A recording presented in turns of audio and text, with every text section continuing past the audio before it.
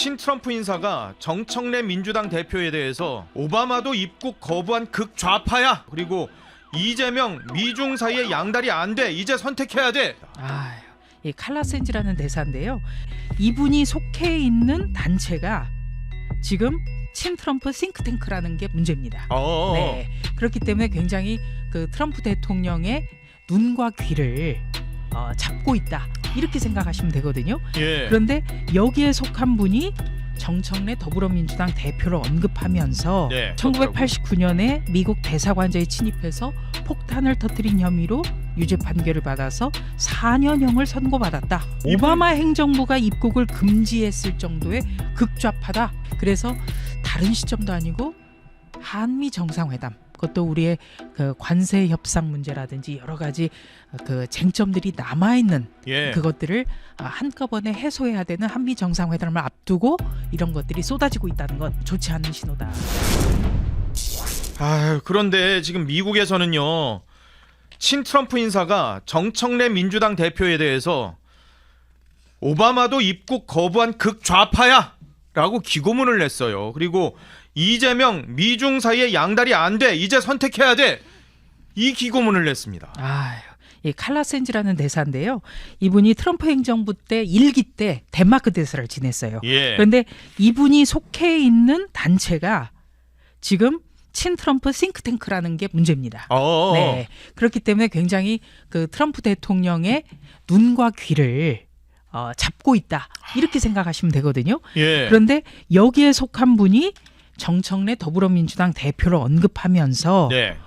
과거에 전과까지 아주 상세히 실었어요. 엄청나게 자세히 네. 있었더라고요. 1989년에 미국 대사관자에 침입해서 폭탄을 터뜨린 혐의로 유죄 판결을 받아서 4년형을 선고받았다. 그 전에도 북한의 주체 사상을 지지하는 전단을 배포한 혐의로 체포된 적도 있다. 정말 상세하게 적었거든요. 그러면서 오바마 행정부가 입국을 금지했을 정도의 극좌파다. 야. 예, 이렇게 진단한 겁니다. 실제로 정청래 대표 같은 경우에는 바로 오바마 행정부 때 미국행이 좌절이 됐어요. 그러니까요. 네, 그때 외통위원회 소속으로 미국의 국정감사를 가야 되는데요. 미국 비자가 발급이 안 됐어요. 끝까지.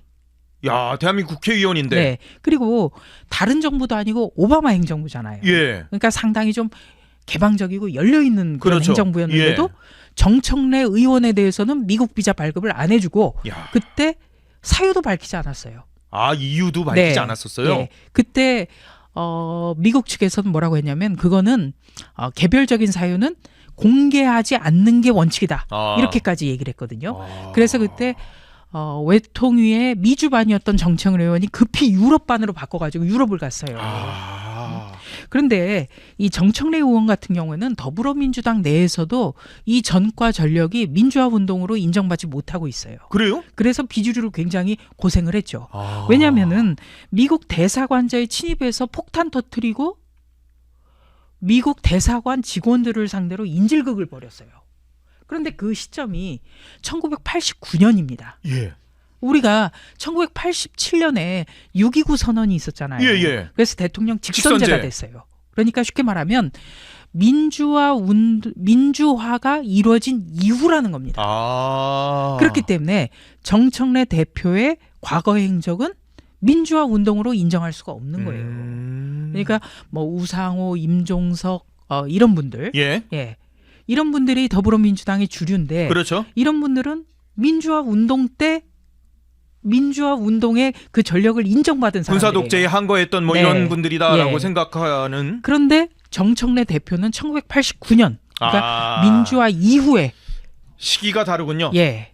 그렇기 때문에 더불어민주당 내에서도 굉장히 좀 이단아 이렇게 평가를 받았죠. 근데 이 근데 중요한 정청래 것은요. 대표에 대한 것뿐만 아니라 이재명 대통령에 대해서도 그 전에 고든창 변호사가 이재명 반미 대통령 아주 직설적인 기고문을 날려버렸어요. 네, 이 고든창 변호사 같은 경우에도 미국 트럼프 행정부의 인플루언서예요. 그거 엄청 유명하잖아요. 그래서 이 고든창의 발언이기 때문에 우리가 또 주목을 하는 겁니다. 예. 네, 고든창 같은 경우에는 그 워싱턴 D.C.의 주류 언론이 더 힐이라는 게 있어요. 예. 그러니까 의사당 뭐 이런 예. 이런 기관지인데요. 이재명 대통령은 맹렬한 반미주의자로 과거 주한미군을 점령군이라고 불렀다. 미국이 일본의 한국 식민지 지배를 유지했다고 비난했다. 이렇게까지 적은 겁니다. 그러니까 정상회담 앞두고 이게 정상회담을 앞두고 굉장히 정상회담이 순탄치 않을 것 같은 징조들이 막 나타나는데요. 그런 거죠. 김종인 전 비상대책위원장이 이재명 대통령 만나서 중국 우선주의에 대한 오해가 오해. 있는 것 같다. 예. 이거 해소해야 된다라고 얘기를 했잖아요. 그랬죠. 이게 그냥 나온 얘기가 아니에요. 야, 진짜. 김종인 전 위원장 같은 경우에 이런 어떤 미국 주류 사회의 흐름을 보고 그 부분에 대해서 굉장히 애둘러서 조언을 했어요. 오해를 하는 것 같다. 이거 굉장히 애둘러 얘기를 한 건데 예. 쉽게 말하면 미국에서는 당신 친중이라고 생각해. 이런 얘기를 거의 전달한 그런 얘기죠. 거죠. 예.